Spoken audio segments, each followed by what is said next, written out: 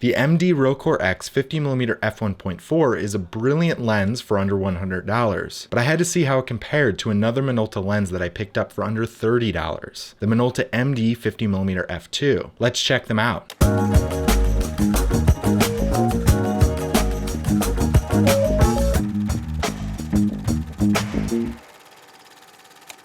Both lenses are exceptionally well built, but the Rokkor-X feels slightly more solid. These lenses are made from both plastic and metal parts, and the Minolta MD 50mm F2 is slightly more compact and lighter than the Minolta Rokkor-X. Per usual, the follow focus rings are impressive on both of these Minolta lenses. The MD 50 F2 has a little more resistance, but the throw on both lenses rotate a full 90 degrees. These lenses come with the standard 6 aperture blades, so you may notice some hexagonal patterns in the bokeh of an image. For this test, I used a Fotasy Minolta MD to micro four thirds adapter for both lenses. They can be easily attached and removed from this adapter, and most, if not all, Minolta MD adapters work with any Minolta lens with MD, MC, Rokkor, or Celtic in their names. Vignetting and decreased contrast are common for most Minolta lenses at lower apertures. This appears to be a little more of an issue on the Minolta MD 50mm F2, but not by much. Stopping down to f4 or more will correct this issue. Minolta lenses do not come with an anti-flare coating on the front lens element, so you will need to be aware of that, especially when shooting outdoors. Light leaking into the front lens element causes ghosting and affects the picture's contrast. You will probably want to buy a lens hood or matte box with either one of these lenses. Surprisingly, the Minolta MD 50mm F2 appears to be a little sharper wide open. It's not until we hit f5.6 and above that it becomes harder to tell the difference between these two lenses. I personally prefer the way the Rokkor-X handles contrast at lower apertures, but I'm blown away that the Minolta MD 50mm F2 looks a little sharper at lower apertures. After this comparison, I have a newfound respect for the Minolta MD 50mm F2. It still doesn't handle contrast and bokeh as well as the others, but the clarity is unmatched, especially for the price you pay. The only other reason you may want to decide on the Rokkor-X is for that extra stop difference. Some people love having a little more light and bokeh to work with, but I honestly don't open my other 50 f1.4 lenses all the way, unless I absolutely have to. The Rokkor-X is an impressive lens in its own right, but if you're on a tight budget, then I wouldn't think twice about buying the Minolta MD 50mm F2. Click on the links provided to learn more about these lenses, and as always, feel free to subscribe and visit filmformat.com for more filmmaking reviews and tutorials from yours truly. Thanks for watching.